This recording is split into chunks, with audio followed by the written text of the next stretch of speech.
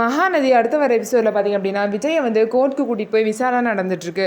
இந்த நேரத்தில் காவேரி வந்து பார்த்திங்க அப்படின்னா வேறு ஹாஸ்பிட்டலுக்கு வெண்ணிலாவை கூட்டிகிட்டு போகிற மாதிரி ஒரு நர்ஸ் வேஷம் போட்டு வெண்ணிலாவை எப்படியும் அங்கேருந்து திசை மாற்றி கூட்டிகிட்டு வந்து கோர்ட்டுக்கு கூட்டிகிட்டு போயிட்டுருக்காங்க.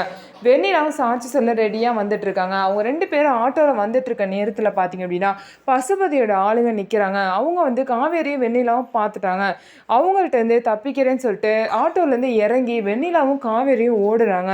ஸோ அதே மாதிரி பசுபதியோட ஆளுங்களும் பார்த்திங்கன்னா காவேரியும் வெண்ணிலாவையும் துரத்திட்டே போகிறாங்க. அவங்கள்ட்டேருந்து தப்பிச்சு வந்து எப்படியாவது வெண்ணிலா கோர்ட்டுக்கு போனால் மட்டும்தான் விஜயை வந்து காப்பாற்ற முடியும். அது மட்டும் இல்லாமல் முக்கிய ஆதாரமாக வெண்ணிலாவோட மாமாவை தான் இப்போ கோர்ட்டில் கேட்குறாங்க. வெண்ணிலாவோட மாமாவை தன் பணபலத்தால் விஜய் வந்து கொடுமை பண்ணியிருக்காரு அப்படின்னு சொல்லிட்டு தவறான பதிலை வந்து வக்கீல் வந்து சொல்கிறாரு.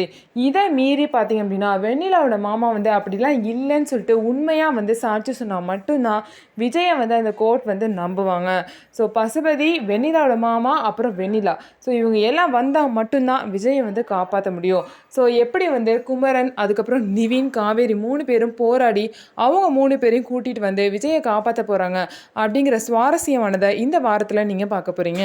ஸோ நம்ம வீடியோ உங்களுக்கு பிடிச்சிருந்தா நம்ம வீடியோவை லைக் பண்ணிக்கோங்க. அதுக்கப்புறம் மறக்காமல் நம்மளோட சேனலை சப்ஸ்கிரைப் பண்ணிவிட்டு பாருங்கள்.